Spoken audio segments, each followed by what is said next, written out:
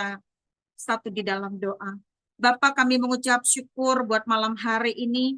Terima kasih buat waktu yang indah di mana kami boleh kembali bersekutu dengan Engkau melalui ibadah MPK, Markas Prajurit Kristus. Kami pun boleh kembali mendengarkan firman Tuhan. Kami percaya di tengah cuaca hujan saat ini Bapa, kami percaya Engkau berhadirat di tengah-tengah kami. Engkau sendiri yang mengurapi jalannya pemberitaan firman Tuhan. Engkau sendiri juga yang mengurapi semua kami yang hadir. Bahkan mengurapi lidah bibir mulut hamba-Mu ini. Biarlah benih firman-Mu boleh jatuh di tanah yang baik, di tanah yang subur. Sehingga kami semua bukan hanya cakap sebagai pendengar, tapi kami juga cakap sebagai pelaku daripada firman-Mu. Roh Kudus, mari kuduskan, tahirkan hati kami, pikiran kami, dan seluruh keberadaan kami. Tidak ada satupun kuasa iblis si jahat yang dapat mencuri benih firman-Mu malam hari ini. Terima kasih Bapa, kami mengucap syukur hanya di dalam nama Tuhan Yesus Kristus. Amin. Ya, sekali lagi salam buat kita semua. Shalom, Bu. Shalom Ibu Ria, shalom semua. Iya. Di sini cuaca hujan ya, hujan deras ya, makanya saya dari tadi bolak-balik ya. Oke, yuk saudaraku, kita mengucap syukur malam hari ini boleh kembali mendengarkan firman Tuhan. Mari kita sama-sama belajar firman Tuhan dengan tema kenal dan alami Tuhan lebih lagi. Firman Tuhan dengan tema kenal dan alami Tuhan lebih lagi. Mari kita buka firman Tuhan dari Filipi 3 ayat 8. Firman Tuhan dari Filipi 3 ayat 8.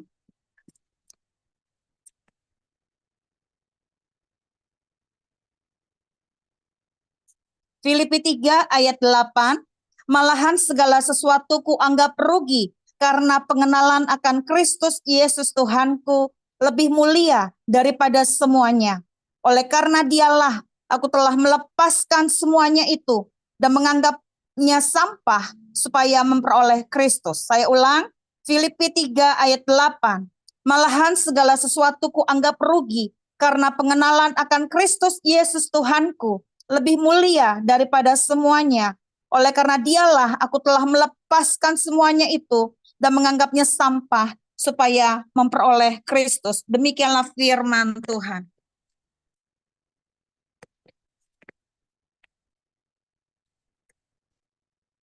Saudaraku, kekristenan berbicara tentang hubungan atau relasi. Berbicara tentang kekristenan, kekristenan itu bukan teori, kekristenan bukan agama, tapi kekristenan berbicara tentang hubungan atau relasi. Ya, berbicara tentang kekristenan, kekristenan bukan teori, bukan agama, tapi kekristenan itu berbicara tentang hubungan atau relasi. Kekristenan juga menceritakan tentang Tuhan yang besar. Jadi, pengenalan akan Tuhan akan menentukan tujuan yang akan kita capai. Pengenalan akan Tuhan akan menentukan tujuan yang akan kita capai. Saudaraku, kekristenan juga dibagi dalam 3 tingkatan. Ya. Yang pertama, kekristenan permukaan. Apa itu kekristenan permukaan? Artinya kekristenan lahiriah. Biasanya datang hari Minggu untuk beribadah itu secara ritual atau seremoni. Ya, tidak ada perubahan dalam hidupnya. Jadi bagi dia hari Minggu itu yang penting ibadah. Hanya ritual belaka, tidak membawa perubahan ke dalam hidupnya. Yang kedua yaitu kekristenan dangkal. Dia aktif melayani, tapi hanya sebatas itu. itu pun tidak membawa perubahan ke dalam hidupnya. Contoh, ini ada sebuah pohon yang rimbun, ya, banyak buahnya. Tiba-tiba pohon itu tumbang. Dipikir pohon itu tumbang karena banyak buahnya. Ternyata setelah dilihat, akarnya tidak merambat ke dalam, ya, dangkal akarnya. Jadi berbicara tentang kekristenan dangkal, kekristenannya bukan sekedar aktif dalam melayani, tapi juga harus dalam dan mengakar. Ya, jadi kalau kekristenan kita tuh dangkal, maka bisa tiba-tiba roboh atau tumbang perjalanan hidup kekristenan kita. Tapi yang ketiga, ini yang penting, yaitu kekristenan kedalaman. Ya, berbicara tentang kekristenan kedalaman, itu berbicara tentang orang Kristen. Dia membangun hubungannya karib dengan Tuhan. Yang kedua, dia mendengarkan suara Tuhan. Yang ketiga, dia mengerti isi hati Tuhan. Yang keempat, dia menerima arahan dari Tuhan. Dan yang kelima, dia mengalami Tuhan. Jadi kalau kekristenan kedalaman itu, dia punya pengenalan yang benar akan Tuhan. Ya, yang pertama tadi membangun hubungan yang karib dengan Tuhan. Yang kedua, mendengarkan suara Tuhan. Yang ketiga, mengerti isi hati Tuhan. Yang keempat, menerima arahan dari Tuhan. Dan yang kelima, dia mengalami Tuhan. Inilah yang harus kita miliki sebagai orang percaya atau sebagai orang Kristen. Ya, orang Kristen harus mengenal dan mengalami Tuhan. Melalui peristiwa atau kejadian misalnya yang ada di hidup kita, Tuhan juga bisa berbicara dan membentuk karakter kita. Misalnya seperti pandemik ya di tahun 2020. Ya, Tuhan pun juga bisa berbicara melalui peristiwa itu. Ya, dari ketiga ini kita bisa melihat sudah sejauh mana hidup kekristenan kita. Kita masuk di kategori yang mana? Kristen permukaankah? Kristen dangkalkah? Atau Kristen kedalaman? Nah, kita masuk lebih jauh. Ya, tanda-tanda atau indikator orang-orang Kristen yang mengenal dan mengalami Tuhan dalam hidupnya. Tanda-tandanya apa? Yang pertama, dia mengalami perubahan dalam hidup. Ya, tadi kita melihat Kristen permukaan tidak ada perubahan hidup. Kristen dangkal juga tidak ada perubahan hidup. Berbeda dengan Kristen kedalaman, yaitu ada perubahan hidup. Ya, makanya dia ada 5 poin tadi: membangun, mendengarkan, mengerti, menerima, dan mengalami Tuhan. Ya, kalau seseorang itu mengalami perubahan hidup, maka mindset-nya dipulihkan, diubahkan. Ya. Dia juga mengalami perubahan karakter. Dia juga mengalami perubahan jiwa. Ya. Yang kedua, tanda-tandanya apa? Keterlibatan Tuhan itu nyata. Tuhan itu menjadi begitu penting dalam hidupnya. Ya. Mungkin dulu sebelum mengenal dan mengalami Tuhan, kalau ada seseorang berbicara tentang Tuhan kepada dirinya, dia merasa gerah. Ya, ngapain sih lu cerita-cerita tentang Tuhan? Ngapain?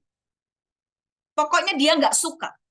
Tapi ketika dia mengalami Tuhan dalam hidupnya, ketika ada seseorang yang berbicara tentang Tuhan kepadanya, justru itu menjadi kesukaan bagi dirinya.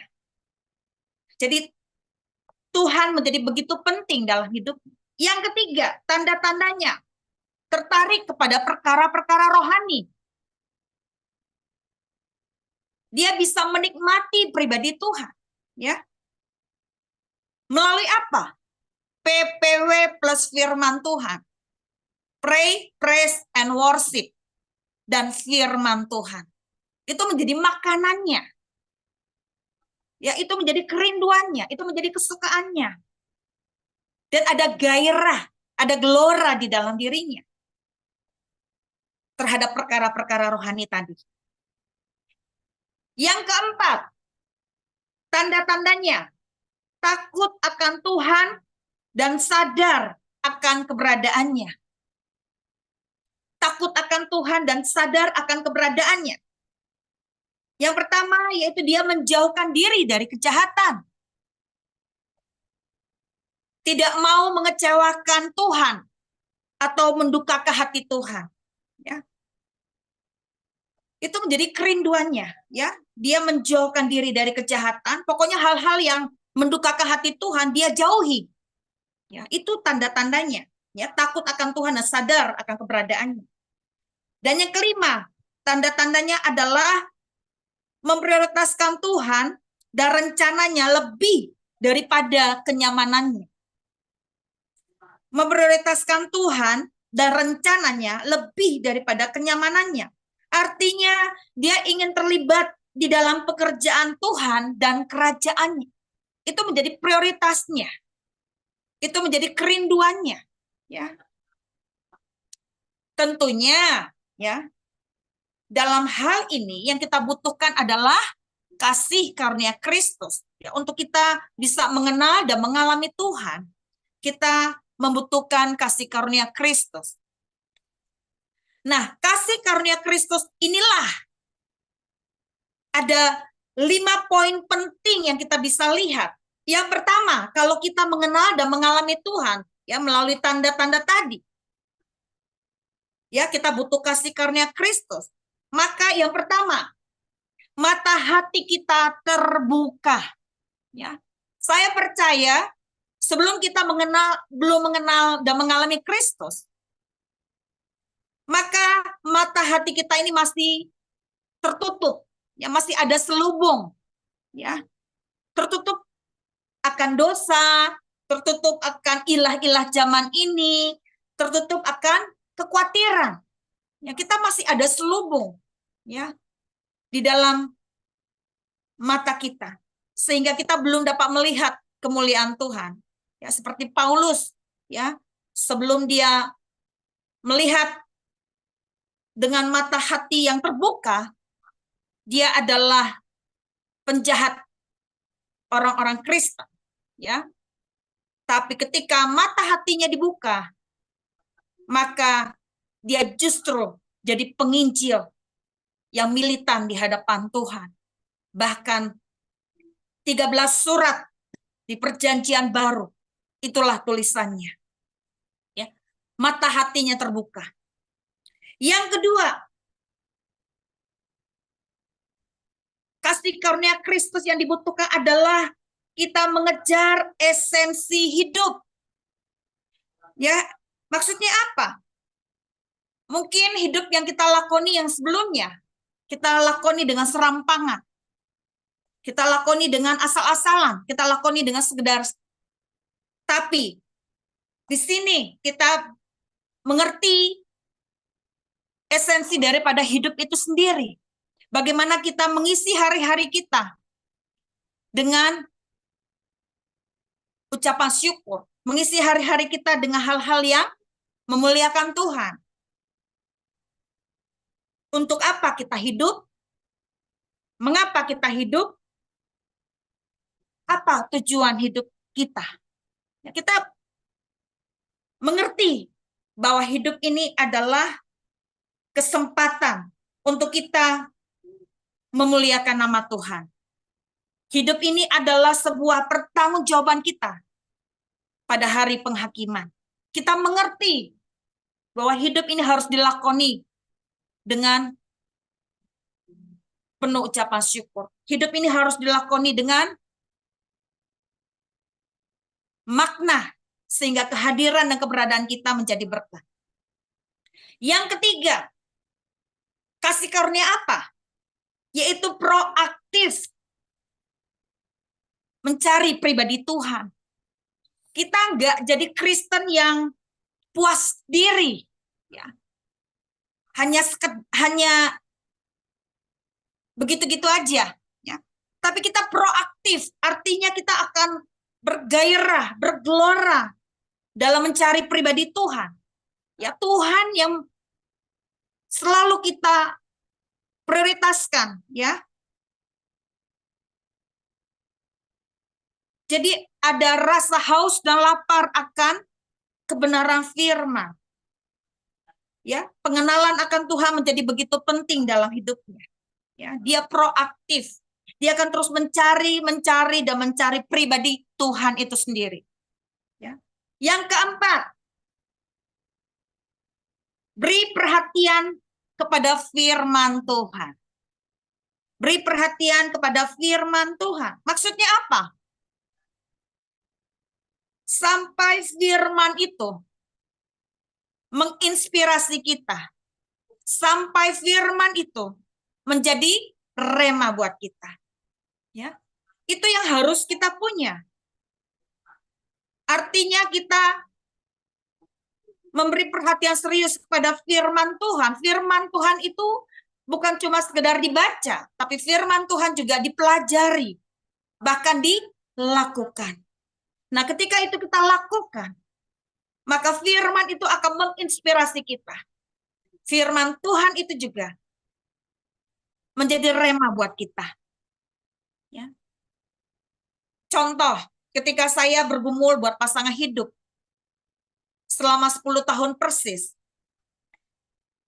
saya boleh menerima firman yang boleh menginspirasi saya, bahkan firman itu menjadi rema buat saya.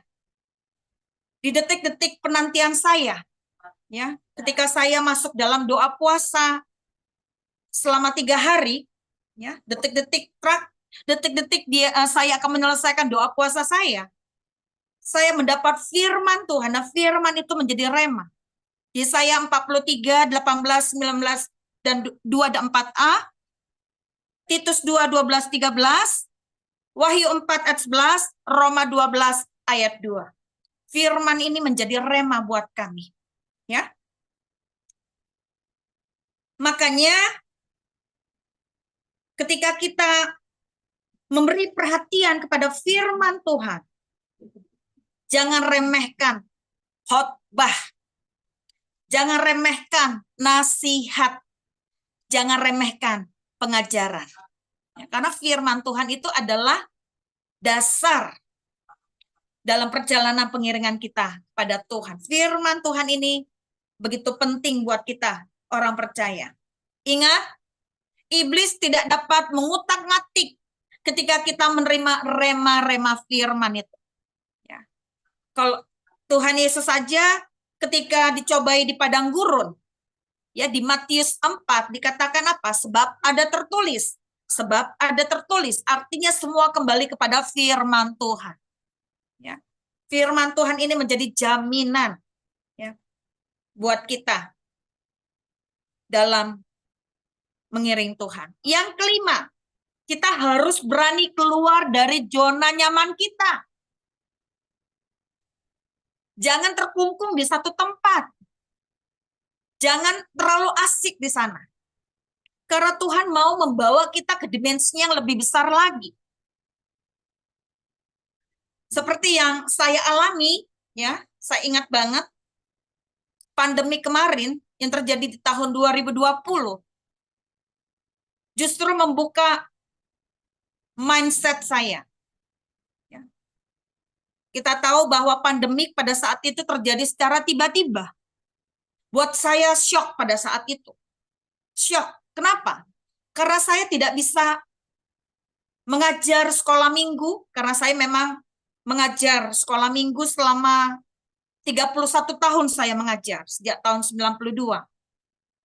Nah, ketika sekolah minggu itu ditutup, ya, karena semua hanya bisa dilakukan secara online atau live streaming, tentu bagi saya yang biasa mengajar itu shock. Tapi justru di balik pandemik itu, Tuhan membuka mindset saya. Dan saya mulai bebenah diri. Bahkan saya berkomitmen untuk mempersiapkan anak-anak yang saya didik untuk 5, 10, bahkan beberapa tahun ke depan ketika sekolah minggu itu dibuka. Saya berkomitmen seperti itu.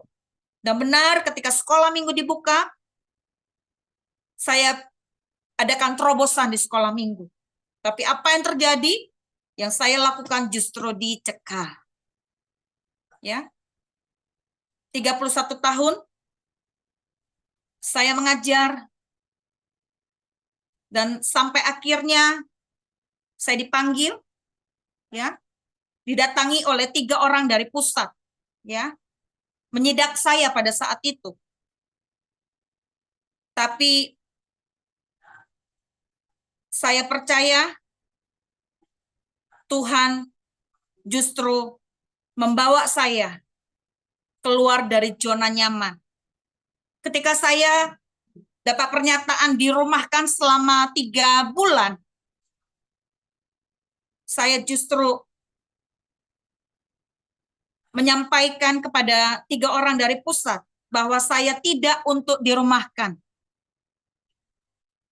Tapi saya akan mengundurkan diri dari sekolah minggu dengan catatan karena sudah tidak sepemahaman. Karena bagi saya pelayanan itu bukan sekedar mengajar, tapi kita harus berani untuk membawa terobosan dimanapun kita berada. Di pelayanankah, di pekerjaankah, bahkan di hidup kita. Dan memang ketika saya kembali ke rumah, apa yang terjadi? Saya nangis jadi-jadinya selama 1 minggu itu. Karena biasanya saya mengajar, tapi tiba-tiba tidak mengajar. Justru di situ Tuhan berbicara kepada saya. Rupanya Tuhan sedang menarik mundur jauh ke belakang anak panah itu. Supaya dapat dilesatkan ke titik sasaran yang tepat. Tuhan mau lesatkan sejauh mungkin ke titik sasaran yang tepat. Dan puji nama Tuhan, dari tanggal 6 November 2022, 12 hari kemudian, tanggal 18 November 2022, saya membentuk GAP, Generasi Anak Panah. Ya. Saya tidak pernah terlintas dalam benak saya, Tuhan akan membawa saya kepada pelayanan independen. Tidak pernah sama sekali. Tapi justru Tuhan membawa saya ke pelayanan independen. Dan saya bersyukur justru Tuhan membawa saya melayani generasi. Ya. Tuhan membawa saya ke skala yang lebih besar lagi. Menjangkau pulau-pulau di Indonesia. Itulah cara Tuhan. Kita harus berani keluar dari zona nyaman. Karena memang jiwa saya terobos. Ya, tidak bisa lagi biasa-biasa saja. Saya harus berani keluar dari zona nyaman. Nah, kesimpulannya, supaya kita bisa mengenal dan mengalami Tuhan, jangan jadikan kekristenan sebagai kebiasaan, sehingga tidak ada lagi greget di dalam diri kita. Jangan jadikan kekristenan sebagai kebiasaan, sehingga tidak ada lagi greget. Ingat, Tuhan mau kita bergerak dan melaju sejauh mungkin. Roh Kudus itu bekerja dinamis. Roh Kudus bekerja atau bergerak atau melaju lebih cepat. Kalau kita hanya diam di tempat atau stagnan, maka kita akan ketertinggalan, bahkan tidak bisa lagi mengikuti tuntunannya. Kita harus mengikuti kemana dia membawa kita. Kemana Roh Kudus membawa kita. Kita harus mengikuti iramanya. Kita harus bergerak bersama dia. Kita harus melaju bersama dia. Nah, kalau kita diam di tempat, maka kita akan ketertinggalan. Bahkan tidak bisa lagi melihat apa-apa. Yuk kita buka sebagai ayat penutup.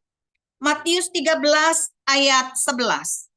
Matius 13 ayat 11. Jawab Yesus, kepadamu diberi karunia untuk mengetahui rahasia kerajaan sorga, tetapi kepada mereka tidak. Jawab Yesus, kepadamu diberi karunia untuk mengetahui rahasia kerajaan sorga, tetapi kepada mereka tidak. Ayat ini sangat memberkati saya. Kenapa? Ini adalah karunia. Kalau kita dapat mengetahui rahasia kerajaan sorga. Tidak semua orang punya karunia untuk mengetahui rahasia kerajaan sorga. Supaya kita bisa mengetahui rahasia kerajaan sorga lebih lagi, kita harus mengenal dan mengalami Tuhan. Hanya orang-orang yang memiliki karunia seperti ini, dia akan mengetahui rahasia kerajaan sorga lebih lagi, dan lebih lagi. Sehingga dia boleh melihat ya kekristenannya itu bergelora, bergairah. Dia tidak akan stagnan. Dia tidak akan diam di tempat. Ya, saya akan simpulkan. Ya, ingat, kekristenan di sini adalah bukan teori. Kekristenan itu bukan agama, tapi kekristenan adalah hubungan atau relasi. Bagaimana hubungan kita atau relasi kita dengan Tuhan hari-hari ini? Apakah karib ataukah kita sedang berjauhan? Ya, sehingga kita nggak lagi mengenal dan mengalami Tuhan. Kita mulai menaruh rasa curiga dengan Tuhan. Tapi ingat, hubungan atau relasi dalam kekristenan ini sangatlah penting bagi kita orang percaya. Jadi pengenalan akan Tuhan akan menentukan tujuan yang akan kita capai. Kekristenan dibagi dalam 3 tingkatan. Yang pertama yaitu kekristenan permukaan. Kekristenan permukaan ini menganggap ibadah atau pelayanan itu sebagai ritual. Yang penting hari Minggu saya ibadah, hari Minggu saya melayani. Hanya sebatas itu. Tidak ada perubahan di dalam hidupnya. Yang kedua, yaitu kekristenan dangkal. Dia memang aktif melayani, tapi hanya sebatas itu. Tapi tidak ada perubahan dalam hidupnya. Kalau kekristenan yang dangkal, dia tidak mengakar, maka sewaktu-waktu dia bisa tumbang. Bahkan bisa menyangkal Tuhan. Kebas di dalam nama Tuhan Yesus. Tapi yang ketiga, yang sangat penting adalah kekristenan kedalaman. Kekristenan kedalaman yaitu orang Kristen yang membangun hubungannya karib dengan Tuhan.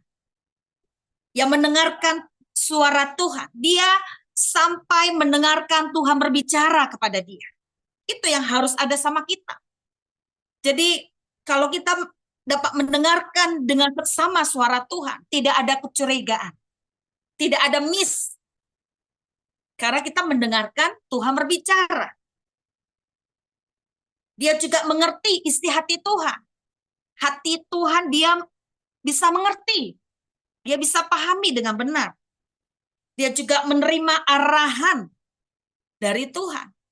Kalau Tuhan mengarahkan kita, itu untuk hal-hal yang baik. Untuk hal-hal ilahi. Ya, dan kita juga mengalami Tuhan. Kita harus loh mengalami Tuhan dalam hidup kita. Jadi nggak apa kata orang, nggak apa kata hamba Tuhan. Jadi kekristenan kita itu bukan karena kita orang Kristen, bukan karena papa mama kita Kristen, bukan karena kakek buyut kita Kristen, bukan karena keluarga besar kita Kristen. Tapi kekristenan di sini karena kita mendengar, melihat, dan menyaksikan secara pribadi bahwa dialah Tuhan, juru selamat kita. Bahwa dialah Tuhan, satu-satunya yang kita sembah dalam roh dan kebenaran. Kekristenan kedalaman ini, kita bisa mengenal dan mengalami Tuhan secara pribadi. Ini yang harus ada pada kita. Ya.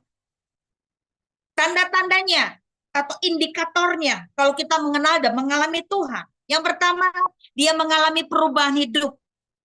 Mindset-nya dirubah. perubahan karakter. Ya, saya ingat banget mendiang bapak saya ketika saya bertobat. Dia bilang begini, ngamu bahosonari. Ada perubahan di dalam dirimu. Itu nampak, itu terlihat oleh orang-orang di sekitar kita. Dan juga ada pembaharuan jiwa. Ya. Yang kedua, keterlibatan Tuhan nyata. Jadi Tuhan itu begitu penting. Tuhan itu menjadi prioritas utamanya. Bukan kedua, ketiga, apalagi di tempat yang terakhir. Tapi Tuhan menjadi prioritas utama dalam hidupnya. Apa-apa Tuhan. Tuhanlah yang didahulukan dalam hidupnya. Yang ketiga, tertarik kepada perkara-perkara rohani. Ya, dia akan lebih lagi bagaimana untuk menikmati pribadi Tuhan. Tentu yang dia lakukan adalah PPW plus firman Tuhan. Pray, praise, and worship plus firman Tuhan. Itu menjadi makanannya. Dan ada gairah di dalam dirinya. Yang keempat, takut akan Tuhan dan sadar akan keberadaannya. Tentu, dia akan menjauhkan diri dari kejahatan. Dia tidak akan mengecewakan atau mendukakan hati Tuhan. Dia akan berhati-hati dengan perkataannya. Dia berhati-hati dengan pemikirannya. Dia juga akan berhati-hati dengan perbuatannya. Yang kelima, yaitu memprioritaskan Tuhan dalam rencananya lebih daripada kenyamanannya. Artinya, dia ingin terlibat dalam pekerjaan Tuhan dan kerajaannya. Tentunya yang kita butuhkan dalam hal ini adalah kasih karunia Kristus. Kenapa? Karena kasih karunia Kristus. Yang pertama, maka mata hati kita terbuka. Ya, yang tadinya penuh selubung, akhirnya dibukakan. Ya, disingkapkan.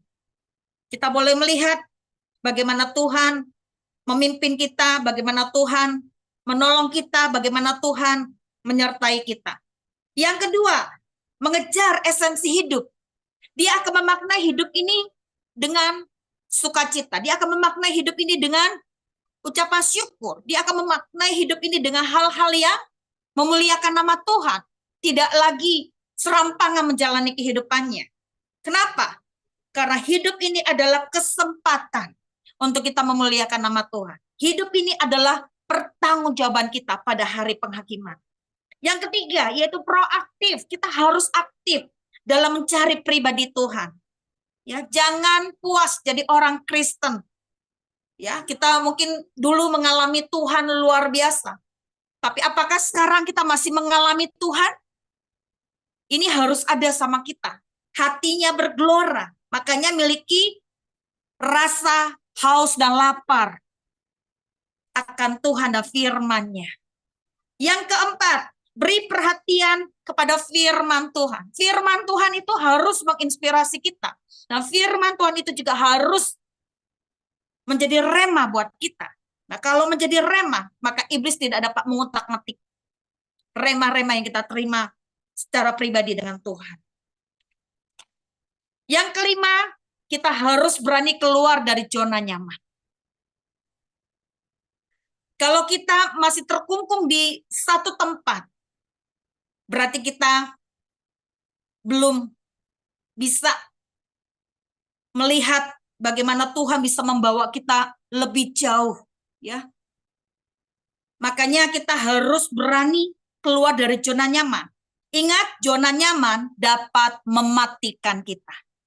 Mematikan destiny kita, mematikan karunia kita, mematikan potensi kita, mematikan talenta kita. Kalau kita nggak keluar dari zona nyaman. Kita harus terobos. Ya, kita harus terobos. Kesimpulannya, jangan jadikan kekristenan sebagai kebiasaan sehingga tidak ada lagi greget. Ya. Ingat, ini adalah karunia jika kita dapat mengenal dan mengalami Tuhan lebih lagi, jika kita mengetahui rahasia tentang kerajaan sorga. Demikianlah firman Tuhan malam hari ini, biarlah boleh meneguhkan kita dalam mengiring Tuhan sampai di garis akhir. Tuhan Yesus memberkati. Mari kita tutup di dalam doa. Bapa, kami mengucap syukur buat malam hari ini. Terima kasih Roh Kudus buat kebenaran firman-Mu. Kami mau mengenal dan mengalami Tuhan lebih lagi. Kami menyadari bahwa kekristenan yang Tuhan mau adalah kekristenan kedalaman. Kekristenan di mana kami boleh membangun hubungan yang benar dengan Tuhan. Bagaimana kami mendengarkan Tuhan berbicara, bagaimana kami mengerti isi hati Tuhan, bagaimana kami juga menerima arahan daripada Tuhan, dan bagaimana kami juga mengalami Tuhan. Kami mau hidup kami semakin dalam dan dalam lagi. Karena itu yang Tuhan mau, sehingga kami mengakar kuat, sehingga tidak dapat merobohkan kami atau menjatuhkan kami ketika badai persoalan mendera hidup kami. Kami tahu ketika kami mengalami kekristenan kedalaman ini, ketika kami boleh mengenal dan mengalami Tuhan, maka kami boleh melihat bagaimana perubahan mendasar terjadi di hidup kami. Ada perubahan yang besar terjadi di hidup kami. Kami juga memiliki keterlibatan Tuhan dalam hidup kami. Kami boleh melihat bagaimana Tuhan begitu penting dalam hidup kami. Dan kami juga semakin tertarik kepada perkara-perkara ilahi. Kami juga takut akan Tuhan dan sadar akan keberadaan kami. Dan kami mau memprioritaskan Tuhan dan rencananya lebih daripada kenyamanan kami. Roh Kudus, ini kami dengan segala keberadaan kami. Kami mau mengenal dan mengalami Tuhan lebih lagi. Urapi kami Tuhan. Penuhi kami dengan belas kasihan-Mu. Kami butuh kasih karunia-Mu Tuhan dalam pengiringan kami kepadamu. Kami mau menuntaskan destiny kami dengan kuat sampai akhir. Terima kasih Bapa, materaikan benih firman-Mu ini ke dalam leluhur hati kami. Bila kami semakin berakar, semakin bertumbuh, dan semakin berbuah lebat untuk hormat kemuliaan bagi nama Tuhan. Terima kasih Bapa, doa kami termeterai di dalam nama Tuhan Yesus Kristus. Amin.